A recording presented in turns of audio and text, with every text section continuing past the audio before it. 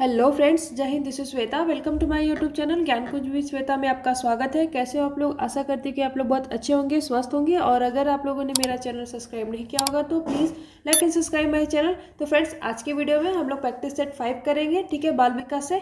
और ये 30 क्वेश्चन देखिए, ये यूपी टेट के जो प्रीवियस ईयर 2013 में क्वेश्चन पूछे गए थे उससे है ये 30 क्वेश्चन। तो प्लीज़ आप लोग वीडियो के लास्ट तक जरूर बने रहिएगा। और चलिए स्टार्ट करते हैं आज का वीडियो। प्लीज़ अगर आप लोगों को वीडियो अच्छा लगे तो प्लीज़ चैनल को सब्सक्राइब करिएगा, वीडियोस को लाइक करिएगा। तो देखिए, क्वेश्चन नंबर फर्स्ट है कि बाल विकास का अध्ययन मुख्यतः किस आयु वर्ग से संबंधित है। ठीक है, जो बाल विकास का अध्ययन है वो किससे संबंधित है, पहले ऑप्शन पढ़ लेते हैं। ऑप्शन फर्स्ट है जन्म से 6 वर्ष तक, और ऑप्शन बी है जन्म से किशोरावस्था तक, और ऑप्शन सी है जो 6 साल से 14 वर्ष तक, और ऑप्शन डी है केवल किशोरावस्था तक। तो इसका राइट ऑप्शन क्या हो जाएगा? तो देखिए, इसमें आप लोगों को पूछा है कि मुख्यतः किस आयु वर्ग से संबंधित है। ठीक है, तो अध्ययन पूछा है, तो ये आपका राइट हो जाएगा फ्रेंड, ये जन्म से किशोरावस्था तक। ठीक है, ऑप्शन बी इसका राइट हो जाएगा।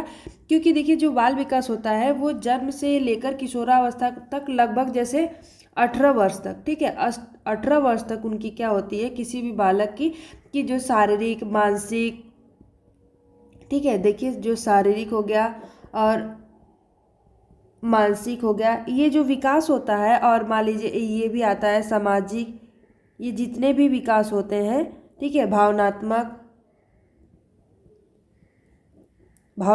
ठीक है, और एक नैतिक विकास, ये जितने भी विकास होते हैं ये इसी अवस्था में डेवलप होते हैं। ठीक है, नैतिक विकास, ठीक, ये जितने भी विकास होते हैं इनका जो अध्ययन है वो इन्हीं अवस्था में किया जाता है, जन्म से किशोरावस्था तक। ठीक है, इसलिए इसे हम जन्म से किशोरावस्था तक के मतलब अंदर ही रखते हैं मुख्यतः।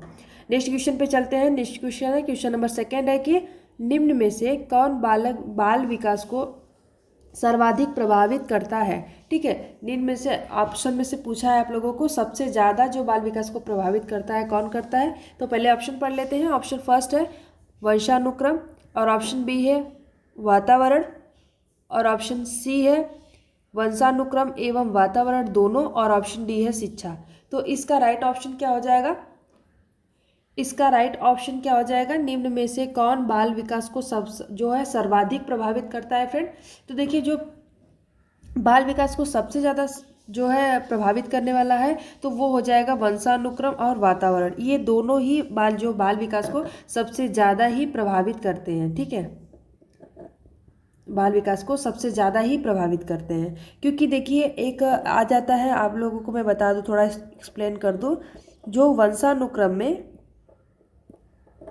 ठीक है, वंशानुक्रम में क्या होता है, जैसे हमारी जो बुद्धि होती है वो भी अगर हमारे बच्चों अगर मेरे माँ बाप तेज तराक बुद्धि के हैं तो बच्चे भी और तेज तराक के होते हैं। एक लंबाई, रंग, ठीक है, और आँखों के रंग, कभी कभी देखे होंगे ना आप लोग कि किसी का जो आई का कलर होता है ब्राउन होता है, ठीक है, तो वो बच्चों में भी आ जाता है। तो ये वंशानुक्रम इसका जो है हो जाएगा। और एक जो वातावरण होता है, वातावरण से क्या होता है, जैसे शिक्षा, परिवार, समाज, ठीक है, परिवार, समाज, ये आपका वातावरण से आता है। ठीक है, तो हम लोगों के जो भी अगर बाल विकास मतलब उसका जो बाल विकास का जो सर्वाधिक प्रभावित करता है तो ये दोनों ही करते, कोई एक नहीं कर सकता। ठीक है, तो ऑप्शन इसका ये ऑप्शन सी हो जाएगा। ठीक, नेक्स्ट क्वेश्चन पे चलते हैं। क्वेश्चन नंबर थर्ड है कि प्याजे के अनुसार 7 से 11 वर्ष की अवस्था कौन सी अवस्था है। देखिए, हर मेरे प्रैक्टिस सेट में आप लोगों को प्याजे से क्वेश्चन आया है, तो आप लोग ये मत समझिए कि रिपीट कर रही हूँ, क्योंकि मैं इसलिए रिपीट कर रही हूँ कि प्याजे, थर्ड आई के सब इंपॉर्टेंट होते हैं और इससे क्वेश्चन आप लोगों के 2-3 जरूर आएंगे। तो इसीलिए मैं हर एक, यह आपका जो थ्योरी है ना वो आपको एकदम क्लियर होना चाहिए, क्योंकि बहुत घुमा के क्वेश्चन पूछता है तो बहुत लोग होते हैं कि ऐसे फंस जाते हैं। तो इसीलिए मैं आप लोगों को ऐसे दे रही हूँ। देखिए, 7 से 11 वर्ष की अवस्था कौन सी अवस्था होती है पूछा है। आप लोगों को पता होगा कि जो प्याजे का संज्ञानात्मक का सिद्धांत है वो उसमें प्याजे चार अवस्थाओं में एक बच्चे का विकास को वो किए हैं। ठीक है, तो ये देखिए ये चारों अवस्थाएं इसमें दिया हुआ है, संवेदी और पूर्व संक्रियात्मक अवस्था और ठोस संक्रियात्मक अवस्था और लास्ट है औपचारिक संक्रियात्मक अवस्था। तो इसमें क्या हो जाएगा कि जो 7 से 11 वर्ष की अवस्था होती है वो ठोस अवस्था होती है, ये 7 से 11 वर्ष की अवस्था होती है। ठीक है, और संवेदी स्टार्ट होती है 0 से 2 वर्ष तक, और जो पूर्व संक्रियात्मक होता है ये 2 से 7 वर्ष तक चलता है, और औपचारिक संक्रियात्मक अवस्था होता है ये 11 से ऊपर तक चलता है। ठीक है, तो इनके अकॉर्डिंग ये पियाजे की जो है अवस्थाएं होती हैं। ठीक, और इसमें इस अवस्था में जो है तर्क करना सीखता है, लेकिन ठोस वस्तुओं पर। ठीक है, ऑप्शन सी इसका राइट हो जाएगा। नेक्स्ट क्वेश्चन पे चलते हैं। क्वेश्चन नंबर 4 है कि सीखने की वह प्रक्रिया जिसमें अनुभव से अस्थायी परिवर्तन होता है कहलाती है, क्या होता है। देखिए क्वेश्चन को पहले आप लोगों को बहुत ध्यान से पढ़ना है, क्योंकि अगर क्वेश्चन ही आप लोग नहीं समझ पाएंगे तो आप लोग ऑप्शन सही टिक नहीं कर पाएंगे। ठीक है, तो आप लोगों को पहले क्वेश्चन अच्छे से पढ़ना है। देखिए क्वेश्चन में दिया गया कि सीखने की वह प्रक्रिया जिसमें अनुभव से अस्थायी परिवर्तन होता है। तो देखिए ऑप्शन है परिपक्वता, और ऑप्शन बी है विकास, और ऑप्शन सी है अधिगम, और ऑप्शन डी है प्रशिक्षण। तो इसका राइट ऑप्शन क्या हो जाएगा फ्रेंड। अनुभव से जो अस्थायी परिवर्तन पूछा है तो अधिगम से होगा। अधिगम मीन्स भी होता है सीखना ही। ठीक है, अधिगम क्या होता है, सीखना होता है। तो जो अनुभव से स्थायी परिवर्तन होता है वो अधिगम ही होता है। ठीक है, सीखना।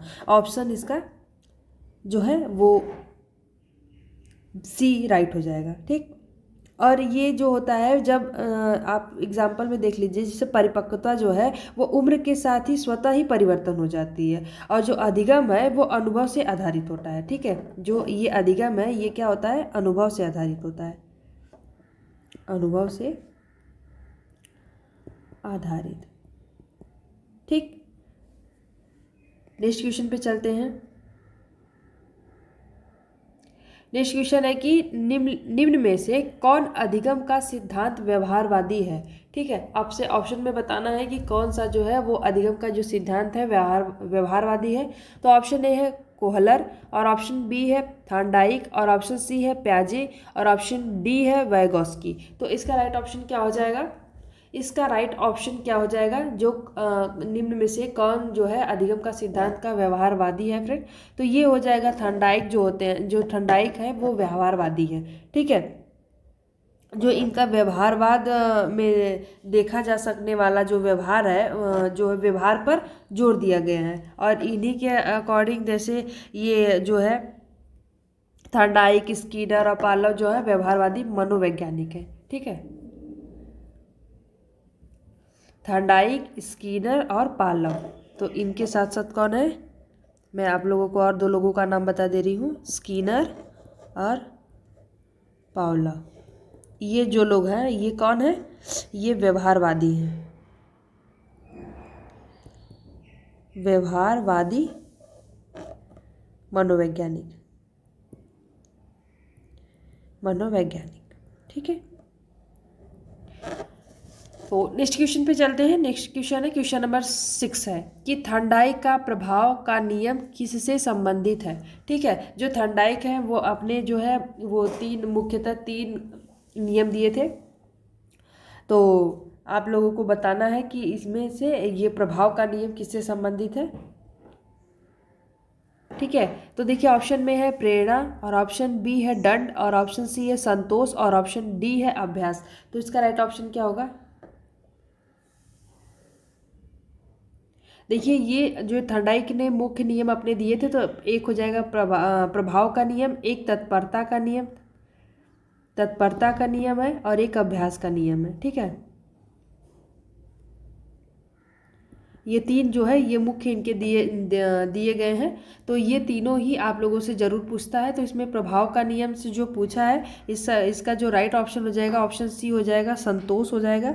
ठीक है, जो संतोष से ही जो व्यवहार है वो मजबूत होता है और असंतोष से कमज़ोर होता है। ठीक है, नेक्स्ट क्वेश्चन पे चलते हैं। क्वेश्चन नंबर 7 है फ्रेंड कि बुद्धि का द्विकारक सिद्धांत किसने दिया है। ठीक है, जो बुद्धि का द्विकारक का सिद्धांत है वो किसने दिया है फ्रेंड। ऑप्शन ए है बीने, और ऑप्शन बी है स्पीयरमैन, और ऑप्शन सी है गिलफोर्ड, और ऑप्शन डी है थर्स्टन।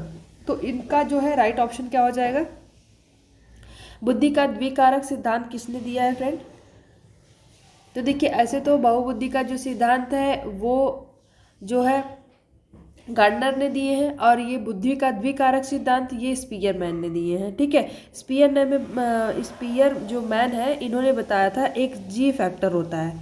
ठीक है, एक जी फैक्टर होता है और एक होता है एस फैक्टर। इसमें क्या होता है, एक सामान्य बुद्धि होती है, सामान्य बुद्धि होती है और इसमें विशेष बुद्धि होती है। ठीक है, ये द्विकारक सिद्धांत इन्हीं का है, स्पीयरमैन का। नेक्स्ट क्वेश्चन पे चलते हैं। क्वेश्चन नंबर 8 है कि गिलफोर्ड ने बुद्धि के कितने आयाम बताए। ठीक है, जो गिलफोर्ड है वो बुद्धि के कितने आयाम बताए फ्रेंड। तो ऑप्शन ए है 60, और ऑप्शन बी है 90, और ऑप्शन सी है 120, और ऑप्शन डी है 150। तो इसका राइट ऑप्शन क्या हो जाएगा, जो गिलफोर्ड है वो बुद्धि के आयाम कितने बताए थे फ्रेंड। तो देखिए जो गिलफोर्ड है वो बुद्धि के 150 आयाम 150 बताए थे। ठीक है, नेक्स्ट क्वेश्चन पे चलते हैं। नेक्स्ट क्वेश्चन है क्वेश्चन नंबर 9 है कि सीखने में प्रेरणा का क्या महत्व है। ठीक है, जो सीखना है उसमें प्रेरणा का क्या महत्व है फ्रेंड। ऑप्शन ए है सीखने में बाधा, ऑप्शन बी है सीखने को अस्थायी बनाती है, और ऑप्शन सी है सीखने को कठिन बनाती है, और ऑप्शन डी है कोई भूमिका नहीं है। देखिए इसमें पूछा है कि सीखने में प्रेरणा का क्या महत्व है। ठीक है, इसमें पूछा है कि सीखने में प्रेरणा का क्या महत्व है। तो देखिए इसका जो राइट ऑप्शन हो जाएगा, तो देखिए इसका जो राइट ऑप्शन हो जाएगा वो सीखने में अस्थाई बनाती है, ऑप्शन बी हो जाएगा। ठीक है, इसमें क्या होता है, बिना प्रेरणा के सीखना संभव हो है ही नहीं। अगर मैं आप लोगों को बोलूं कि नहीं आप लोग मेरे कहने पे पढ़ो, तो आप लोग ऐसे नहीं कर पाओगे। जब तक आप लोगों को अंदर से जो प्रेरणा नहीं मिल सकती तब तक आप नहीं कर पाओगे। ठीक है, तो इसमें जो है सीखने को अस्थाई बनाती है प्रेरणा। ठीक, अगर प्रेरणा होगा, रुचि होगी, देखिए एक एक रो चलता है। अगर आपके अंदर प्रेरणा आती है फिर उसके बाद आपकी जो है रुचि उत्पन्न होगी। ठीक है, जब सॉरी रुचि, ठीक है, फिर उसके बाद जो है वो अधिगम, अस्थाई अधिगम आता है। ठीक है, ये रो चलता है। नेक्स्ट क्वेश्चन पे चलते हैं। क्वेश्चन नंबर 10, क्वेश्चन नंबर 10 है फ्रेंड कि निम्न में से कौन आंतरिक प्रेरणा का उदाहरण है। ठीक है, निम्न में से कौन आंतरिक प्रेरणा का उदाहरण है फ्रेंड। ऑप्शन ए है इनाम के लिए पढ़ना, और ऑप्शन बी है दंड से बचने के लिए पढ़ना, ऑप्शन सी है ज्ञान के आनंद के लिए पढ़ना, और ऑप्शन डी है परीक्षा पास करने के लिए पढ़ना। तो इसका राइट ऑप्शन क्या हो जाएगा, निम्न में से कौन आंतरिक प्रेरणा का उदाहरण है। ठीक है, निम्न में से कौन आंतरिक प्रेरणा का उदाहरण है, ये आप लोगों को पूछा है। तो इसका आप लोग ऑप्शन बताइए।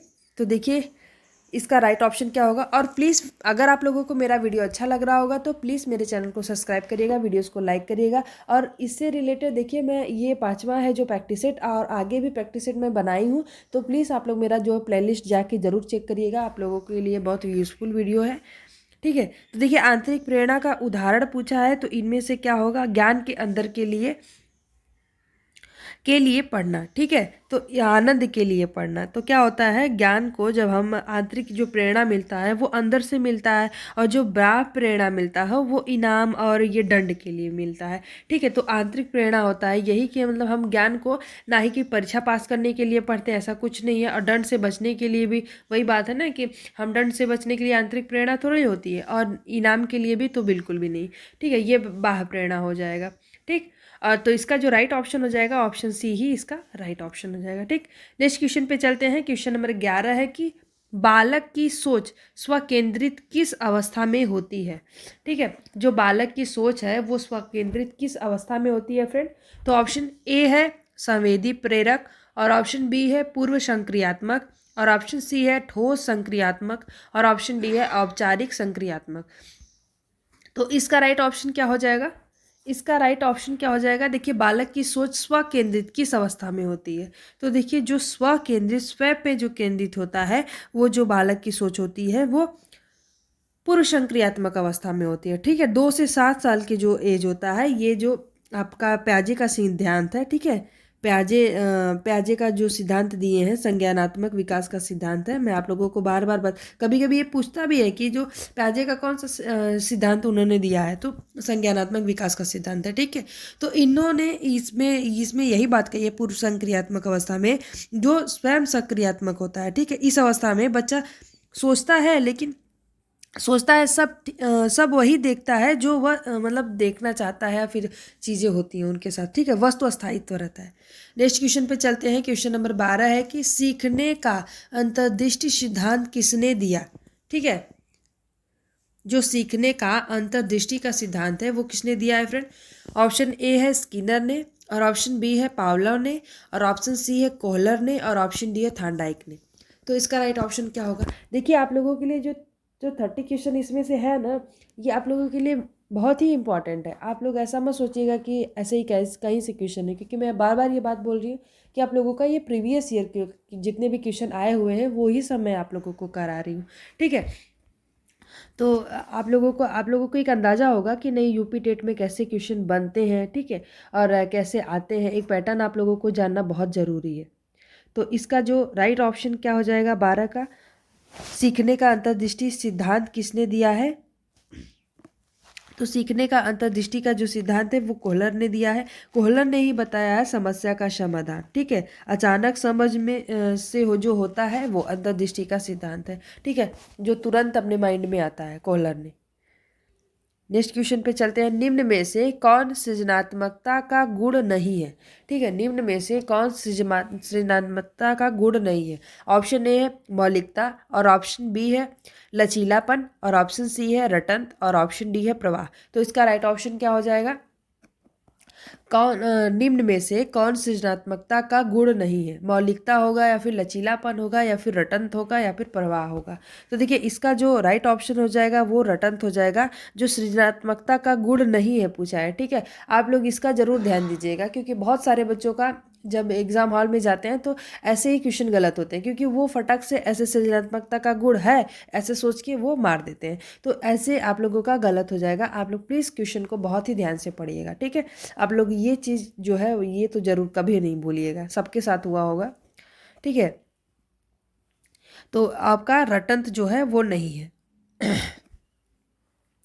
नेक्स्ट क्वेश्चन है, क्वेश्चन नंबर 14 है कि बालक में भाषा विकास सर्वाधिक तीव्र होता है, ठीक है। जो बालक का जो भाषा विकास होता है, तो उस इसमें पूछा है कि किस अवस्था में सर्वाधिक सबसे ज़्यादा जो तेजी से बढ़ता है।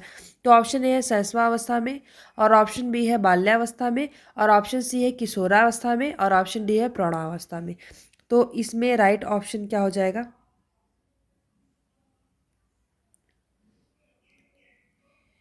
इसमें राइट ऑप्शन क्या हो जाएगा? तो देखिए, जो बालक का सर्वाधिक जो विकास होता है, सबसे जो तीव्र भाषा का विकास इसमें पूछा है, ठीक है। या ये भी ध्यान दीजिएगा कि किसका पूछा है? भाषा का। तो जो भाषा का विकास होता है वो बाल्यावस्था में सबसे तेजी से होता है, ठीक है। ऑप्शन बी इसका राइट हो जाएगा। नेक्स्ट क्वेश्चन पे चलते हैं। क्वेश्चन नंबर 15 है कि वैगोस्की के अनुसार सीखना किस पर आधारित है, ठीक है। वैगोस्की के अनुसार सीखना किस पर आधारित है? तो ऑप्शन ए है परिपक्वता पर, और ऑप्शन बी है सामाजिक अंतःक्रिया, और ऑप्शन सी है अभ्यास, और ऑप्शन डी है दंड। तो इसका राइट ऑप्शन क्या हो जाएगा?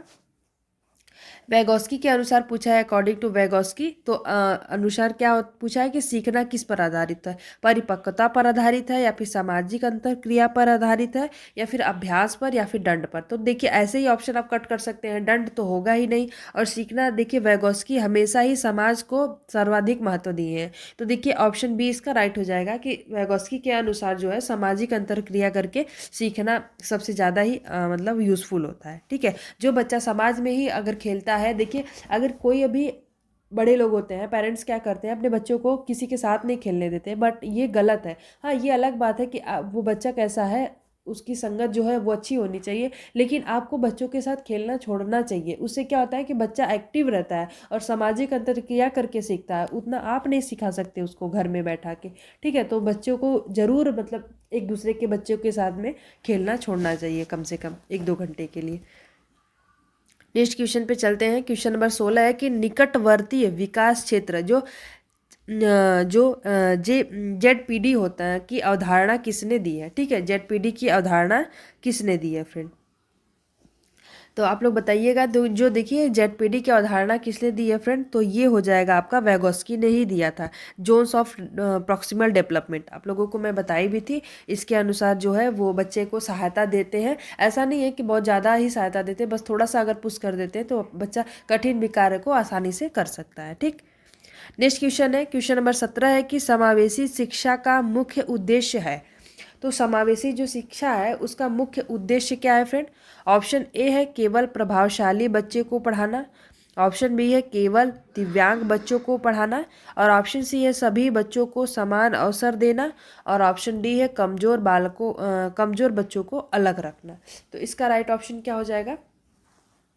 देखिए समावेशी पूछा है तो समावेशी बच्चे में सारे ही बच्चे आ जाते हैं। इसमें कोई भी ऐसा विशेष बच्चा नहीं होता कि हम विशेष बच्चे को ही बनाएं। मतलब कोई ऐसा बच्चा नहीं है कि जो हम केवल प्रभावशाली है तो उसी को पढ़ाएं, और केवल दिव्यांग है तो उसी को पढ़ाई, और कमजोर बालक को अलग रखना, ये सब समावेशी कक्षा में नहीं आते हैं। समावेशी कक्षा में सभी बच्चों को समान अवसर दिया जाता है। ठीक है, सभी बच्चों को एक साथ पढ़ाया जाता है, सबको एक समान अवसर दिया जाता है, किसी को भी स्पेशल ट्रीट नहीं दिया जाता। ठीक है, नेक्स्ट क्वेश्चन पे चलते हैं, क्वेश्चन नंबर 18। तो क्वेश्चन नंबर 18 है फ्रेंड कि निम्न में से कौन भावनात्मक विकास से संबंधित है। ठीक है, निम्न में से कौन भावनात्मक विकास से संबंधित है। तो ऑप्शन ए है स्मृति, और ऑप्शन बी है क्रोध, और ऑप्शन सी है तर्क, और ऑप्शन डी है कल्पना। तो इसका राइट ऑप्शन क्या हो जाएगा। भावनात्मक विकास पूछा है फ्रेंड। ठीक है, देखिए आपका 30 क्वेश्चन 30 मिनट में या फिर 30 से 35 मिनट में वीडियो बनाती हूँ, लेकिन आप लोग ये ज़्यादा जो है अपने जो है एग्ज़ाम हॉल में ज़्यादा क्वेश्चन पे टाइम मत दीजिएगा। ऐसा नहीं है कि आप लोगों के टाइम का मैनेजमेंट ज़रूर रखना होगा, क्योंकि 30 क्वेश्चन आते हैं हर सब्जेक्ट से, तो आप लोग को सबको टाइम देना है, और सब ज़्यादातर टाइम बचा के रखना है मैथ्स के लिए। ठीक है, यूपी टेट में तो आपका इसका बहुत ध्यान देना पड़ेगा। ठीक है, भावनात्मक विकास से संबंधित है क्या है फ्रेंड। तो देखिए जो भावनात्मक विकास से संबंधित है क्रोध है। ठीक है, क्रोध जो है भावनात्मक विकास को जो है संबंधित है क्रोध।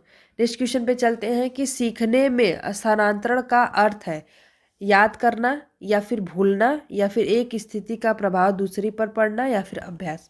तो देखिए स्थानांतरण का मतलब आप लोगों को मैं पहले भी बताई थी कि अगर आपको साइकिल चलाना आता है, ठीक है, तो आप साइकिल चलाने के साथ साथ आप धीरे धीरे बाइक चलाना सीख रहे हैं, तो कहीं ना कहीं उसका तो आपको जो है यूज़ तो आएगा ही साइकिल का, कि नहीं कैसे हैंडल पकड़ना है, कैसे क्या करना है। ठीक है, तो ये जो आपका पहली स्थिति का प्रभाव जो दूसरी स्थिति पर पड़ना हो गया, वही स्थानांतरण होता है। ठीक है, स्थानांतरण जो है वो दो टाइप में होते हैं, एक पॉजिटिव वे में भी होता है और एक निगेटिव वे में भी होता है। ठीक है, तो आपका ये ऑप्शन सी राइट हो जाएगा, एक स्थिति का प्रभाव दूसरी पर पड़ना।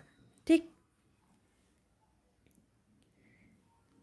नेक्स्ट क्वेश्चन पे चलते हैं, क्वेश्चन नंबर 20। सकारात्मक जो है स्थानांतरण का उदाहरण है। देखिए मैं अभी आप लोगों को बताई कि स्थानांतरण भी दो प्रकार के होते हैं, एक पॉजिटिव वे में होता है और एक निगेटिव वे में होता है। तो देखिए जो पॉजिटिव वे में पूछा है कि सकारात्मक स्थानांतरण का उदाहरण है क्या है फ्रेंड। तो ऑप्शन ए है साइकिल चलाना सीखने से बाइक जो है सीखना आसान होना, और ऑप्शन बी है हिंदी सीखने से अंग्रेजी भूल जाना, और ऑप्शन सी है गलत आदत बनाना, और ऑप्शन डी है भय उत्पन्न होना। तो प्लीज़ आप लोग बताइएगा, आप लोग कमेंट करके भी बताइए, और प्लीज़ वीडियो के लास्ट में ज़रूर बताइएगा कमेंट करके कि आप लोगों का 30 क्वेश्चंस में से कितने राइट हो रहे हैं। ठीक है,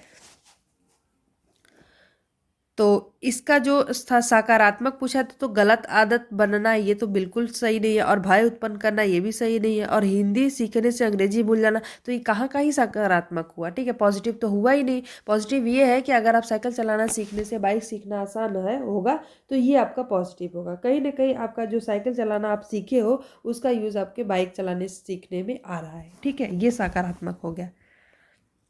नेक्स्ट क्वेश्चन है, क्वेश्चन नंबर 21 है कि अधिगम का सबसे प्रभावी माध्यम है। अधिगम का सबसे प्रभावी माध्यम क्या है। ऑप्शन ए है व्याख्यान, और ऑप्शन बी है दंड, और ऑप्शन सी है क्रियात्मक अनुभव, और ऑप्शन डी है रटन। तो इसका राइट ऑप्शन क्या हो जाएगा। इसका राइट ऑप्शन क्या हो जाएगा। अधिगम का सबसे प्रभावी माध्यम है क्या है। तो देखिए अधिगम का सबसे प्रभावी दंड तो होगा नहीं, आप ऐसे भी करके अपना जो है ऑप्शन को कट करके और ऑप्शन अपना वो राइट वाला ढूंढ सकते हैं, रटंत भी नहीं होगा। और अधिगम का सबसे प्रभावी माध्यम पूछा है तो क्रियात्मक होगा।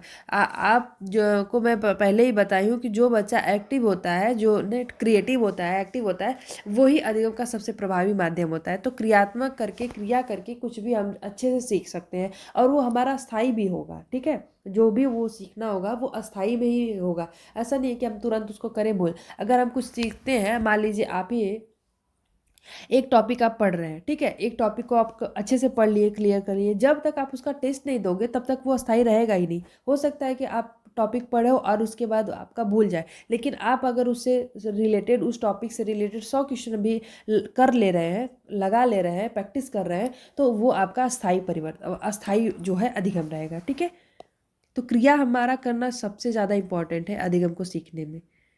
नेक्स्ट क्वेश्चन पे चलते हैं। क्वेश्चन नंबर 22 है कि बुद्धि परीक्षण का जनक किसे माना जाता है। ठीक है, जो बुद्धि परीक्षण है इसमें बुद्धि परीक्षण का जनक किसे माना जाता है। ऑप्शन देख लेते हैं। ऑप्शन फर्स्ट है बीने, और ऑप्शन बी है थार्नडाइक, और ऑप्शन सी है स्पीयरमैन, और ऑप्शन डी है स्किनर। तो इसका राइट ऑप्शन क्या हो जाएगा? इसका राइट ऑप्शन क्या हो जाएगा? बुद्धि परीक्षण का जनक किसे माना जाता है फ्रेंड? तो देखिए बुद्धि परीक्षण का जनक किसे माना जाता है, तो बीने साहब को माना जाता है। ठीक है, और इन्होंने ही जो है 1916 में ही अपना जो है सूत्र दिया था। क्या सूत्र था?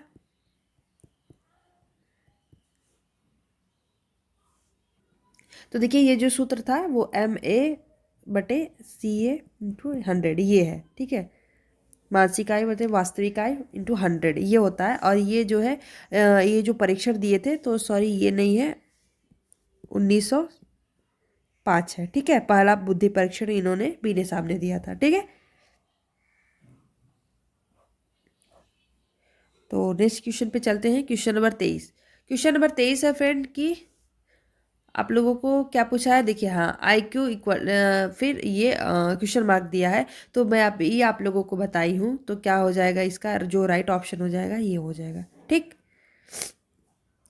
नेक्स्ट क्वेश्चन है कि बालक की नैतिकता का विकास किसने बताया। ऑप्शन ए है प्याजे, और ऑप्शन बी है कोहलर, और ऑप्शन सी है स्किनर, और ऑप्शन डी है फ्रायड। तो इसका राइट ऑप्शन क्या होगा? आप लोगों को क्या लगता है क्या होगा इसका राइट ऑप्शन? नैतिकता का विकास किसने दिया है फ्रेंड? तो देखिए इसका जो राइट ऑप्शन हो जाएगा वो प्याजे हो जाएगा। जो प्याजे ने ही नैतिकता का विकास दिया था, और इसे इसमें दो प्रकार के दिए थे। देखिए फर्स्ट क्या है, विषम नैतिकता। ठीक है, विषम नैतिकता, और इसका जो टाइम था लगभग दिया है, लगभग क्या था वो 4 से 5, 4 से 5 वर्ष से लेकर के 8 से 9 वर्ष तक। ठीक है, आपको ये कभी कभी पूछता है। और सेकेंड में क्या है, एक दिए थे स्वायत्ता का। ठीक है, स्वायत्ता नैतिकता, नैतिकता इसका जो लगभग जो वर्ष था वो 9 से 10 वर्ष तक था। ठीक, और उसके बाद भी था। ठीक है, ये दो प्रकार के नियम दिए थे। और जो विषम में दिए थे वो नियम जो है कठोरता से आधारित है और परिणामों पर जोर देता था, और नैतिक यथार्थवाद थे। और जो स्वायत्ता पे थे वो नियम थोड़े लचीले थे। ठीक है, इरादों का महत्व था। ये दोनों दो प्रकार के हैं। आप लोग डिटेल में इसका, मैं आप लोगों के लिए प्याजे का जो संज्ञानात्मक विकास का सिद्धांत है वो डिटेल में वीडियो लाऊंगी, तो आप लोगों को वहाँ पे ये पता चलेगा। ठीक है, एक टॉपिक उसका पूरा क्लियर करूंगी एक वीडियो में। तो नेक्स्ट क्वेश्चन पे चलते हैं। क्वेश्चन नंबर 25 है कि निम्न में से कौन व्यक्तित्व का अंग नहीं है। ठीक है, आप लोग को पूछा है कि निम्न में से कौन व्यक्तित्व का अंग नहीं है, तो कौन नहीं है फ्रेंड? व्यक्तित्व का अंग पूछा है, तो ऑप्शन ए है अभिवृत्ति, और ऑप्शन बी है रुचि, और ऑप्शन सी है बुद्धि, और ऑप्शन डी है पाठ्यक्रम। तो इसका राइट ऑप्शन क्या हो जाएगा? इसका राइट ऑप्शन क्या हो जाएगा? तो देखिए इसका जो राइट ऑप्शन हो जाएगा पाठ्यक्रम जो है वो व्यक्तित्व का अंग नहीं है, इसमें नहीं है पूछा है। तो रुचि भी है, और बुद्धि भी है, रुचि भी है, और अभिवृत्ति भी है, लेकिन ये जो पाठ्यक्रम है ये नहीं है। तो यही ऑप्शन राइट हो जाएगा। नेक्स्ट क्वेश्चन पे चलते हैं। क्वेश्चन नंबर 26 है कि सीखने में अभ्यास का नियम किसने दिया है। ठीक है, सीखने में जो है अभ्यास का नियम किसने दिया है फ्रेंड? तो ऑप्शन ए है पावलोव, और ऑप्शन बी है थार्नडाइक, और ऑप्शन सी है कोहलर और ऑप्शन डी है स्किनर। तो इसका राइट ऑप्शन क्या हो जाएगा? सीखने में अभ्यास का नियम किसने दिया है? तो देखिए, सीखने में जो अभ्यास का नियम है फ्रेंड, वो थर्नडाइक ने दिए हैं। आप लोगों को मैं पहले भी बता चुकी हूँ कि जो थर्नडाइक ने मुख्य ये नियम दिए हैं तीन तीन। तो एक प्रभाव का नियम, और एक तत्परता का नियम, और एक अभ्यास का नियम। ठीक है, और ये हमेशा पूछा जाता है।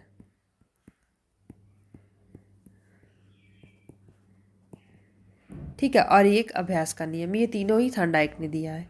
नेक्स्ट क्वेश्चन पे चलते हैं। नेक्स्ट क्वेश्चन है कि सुदृढ़ीकरण सिद्धांत किससे संबंधित है? ऑप्शन ए है प्याजे से, और ऑप्शन बी है स्किनर से, और ऑप्शन सी है बीने से, और ऑप्शन डी है कोहलर से। तो इसका राइट ऑप्शन क्या हो जाएगा? सुदृढ़ीकरण सिद्धांत किससे संबंधित है फ्रेंड? तो ये हो जाएगा स्किनर से। ठीक है, ये जो सिद्धांत है वो स्किनर का है, इनसे संबंधित है। ठीक, नेक्स्ट क्वेश्चन पे चलते हैं। क्वेश्चन नंबर 28 है कि बाल विकास का क्रम सामान्यतः होता है।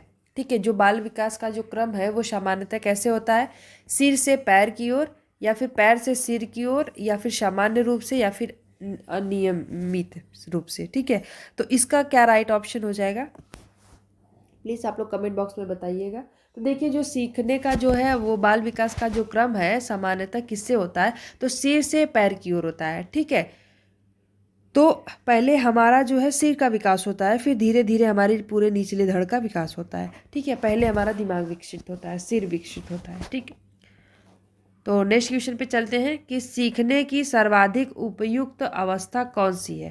तो शैशवावस्था है, या फिर बाल्यावस्था है, या फिर किशोरावस्था है, या फिर प्रौढ़ावस्था है? तो सीखने की सर्वाधिक उपयुक्त अवस्था कौन सी है फ्रेंड? तो प्लीज़ आप लोग इसका राइट ऑप्शन बताइएगा। तो देखिए, जो सीखने का सर्वाधिक जो है उपयुक्त अवस्था है वो बाल्यावस्था है, और इसी में आपको पहले भी बताई कि बाल्यावस्था में ही भाषा का विकास बहुत तेज़ी से होता है।